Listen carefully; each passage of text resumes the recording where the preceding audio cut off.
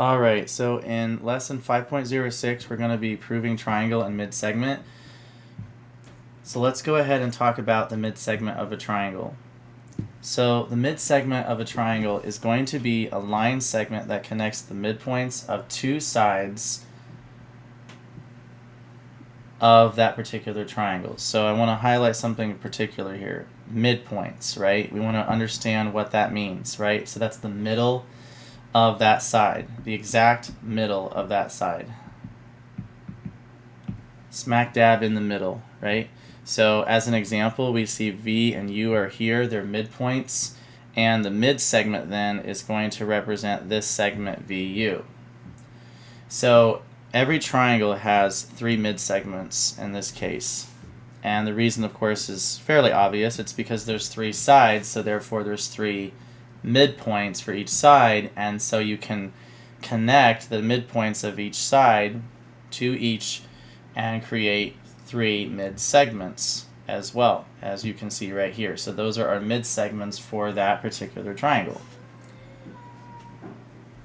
Okay, so let's go ahead and take a look at just being able to identify. As an example, we want to be able to identify the mid segments.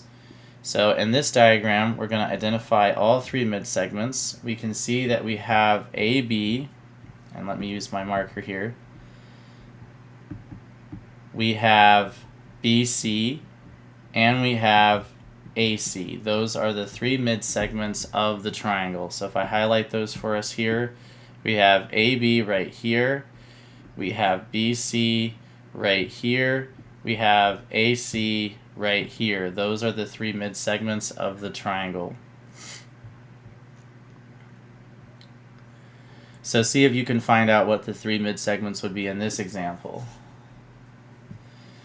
So with this problem, you should have selected the last option there. We have FE, we have FD, and ED as our three.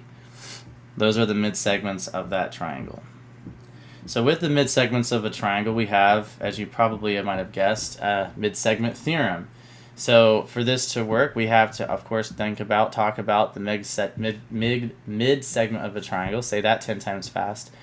And we know that it's going to be parallel to the third side. So notice that. Let's use a different color so it stands out better.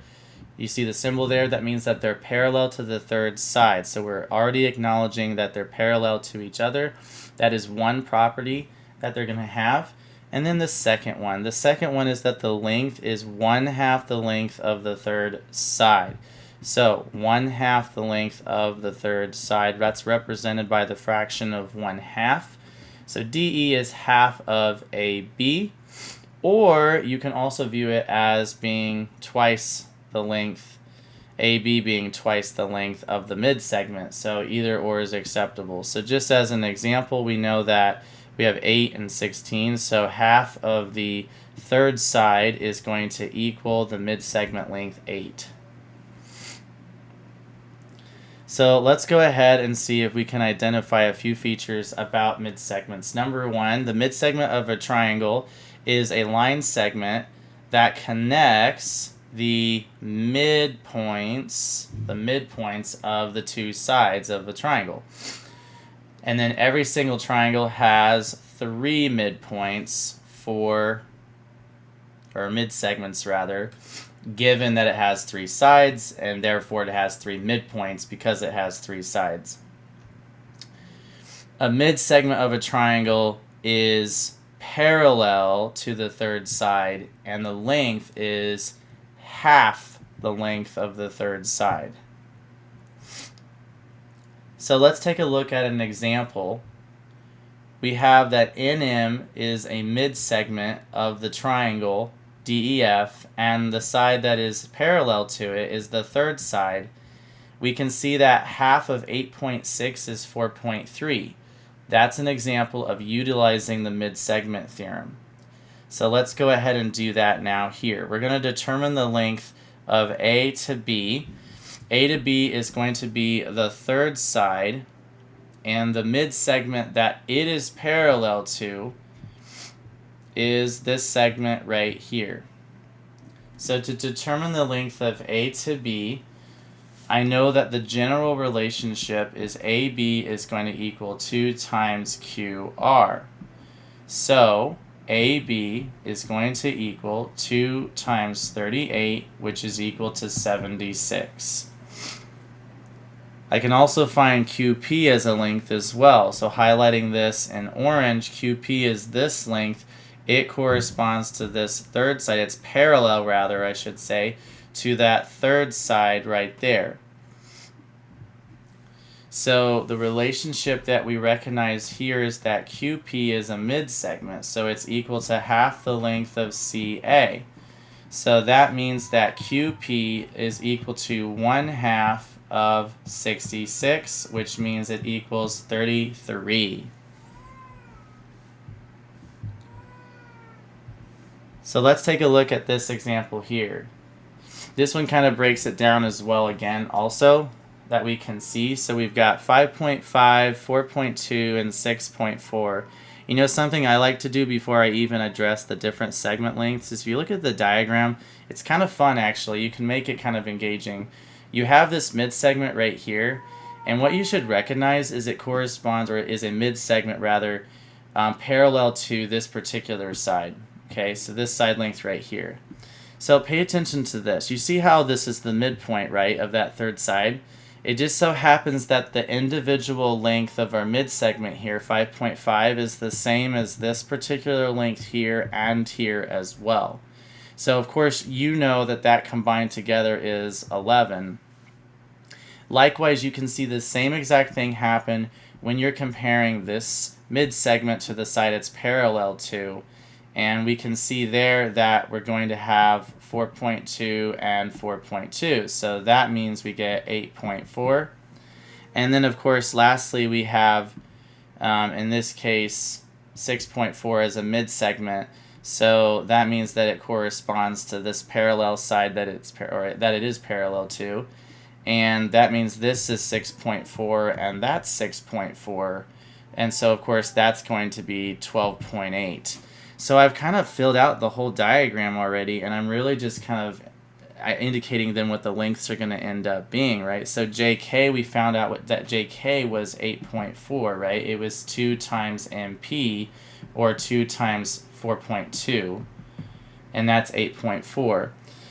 We have LK, which is the length of 11, and we know that that was going to be 2 times MN, and that was 2 times 5.5. And then lastly, we have JL, which is 12.8. And so that one was 2 times NP or PN, which was 6.4. So that's why I end up with those exact lengths using the mid-segment theorem for a triangle. Okay. So that being said, let's take a look at another example here. We'll do one more example of that. We have the mid-segments provided, and they're telling me that XZ is 12.5 and that AB is 8. So AB's entire length is 8, and the mid-segment XZ is 12.5. We want to find the value of CB, which is the parallel side to this mid-segment, and the value of YB.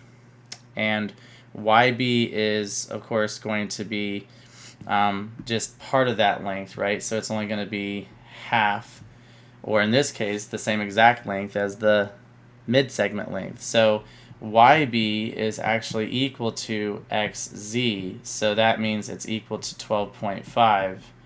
And then CB is equal to twice the value of XZ. So that's 2 times 12.5, or 25. Then we have ZY that we have to find, right? So ZY is the mid-segment parallel to this side right here. So we know that ZY is equal to 1/2 of AB. So therefore we get half of 8, which we know is 4. So there we have it. We have all of our values. Now, there is another example, too, that I think might be a little relevant here, just to make sure you're aware of and that it is available for you, and that is this example here. You have AB you have BC, and you have CA. We want to figure out the perimeter of the total triangle, and we can do that relatively quickly looking at our diagram, right? So if this length right here is 2, then these two lengths are also 2. That means that the full length across is going to be 4. So right now we know that the perimeter is going to be the sum of all three sides of the triangle. And so in our case, we have 4 and 10 already determined. So we can figure out what the missing third side is doing the exact same thing I just did moments ago. 4.1, for example, is the midsegment. That means this length is 4.1 and this length is 4.1. So that accounts for 8.2. So in other words, we have all three lengths now, right? We know that AC or CA was given to us, right? That was provided. And we know that BC is calculated at 8.2 and that AB is calculated at 4. So we have everything we need to determine the perimeter. So in our case, we get 22.2 units for this particular triangle. And I'm using the triangle midsegment theorem to determine that, right? So remember that there are ways you can kind of think of it formulaically, right? We did 2 times YZ, for example, here. You did 2 times XY, for example, here. This was obviously given, or you can look at your diagram and determine that as well. Lastly, we want to go ahead and figure out what the midpoint is. Okay, now, the midpoint, let me talk about that really quick. The midpoint formula is provided here. It really is just the average of the x and y coordinates, right? So it's really helpful if you label so that you can stay organized, all right? So as long as you can identify your x and y coordinates, you'll be able to utilize this formula to help solve problems like this one. Here we have a triangle in the coordinate plane, and we want to determine the endpoints of the midsegment. Ultimately, that could be linked that's parallel to AC, right? So in other words, AC is this link here on the bottom, and we want to find the midsegment coordinates for that particular triangle. Now, I'll tell you right now that they're actually going to be here, but let's go ahead and prove that by using the midpoint formula. The midpoint formula will help me figure out what this exact coordinate is and what this exact coordinate is. Right? So we need to label, right? So we'll go ahead and call this x1, y1. This will be x2, y2 first. And we'll start at the bottom there for BC. So x1 is a 2, x2 is an 8. The y values are 6 and 0. So there I get 10 over 2 and 6 over 2. And that simplifies to 5 and 3, right? So we have 5 and 3. And then likewise, I can treat this as x1, y1, and then treat a over here as x2, y2. So the x value is 2 and 4 and 6 and 0. So there we get 6 divided by 2, 6 divided by 2. That simplifies to 3, 3. So those are the endpoints of the midsegment that we have. And as you can see, those really are the coordinates of the endpoints of that midsegment.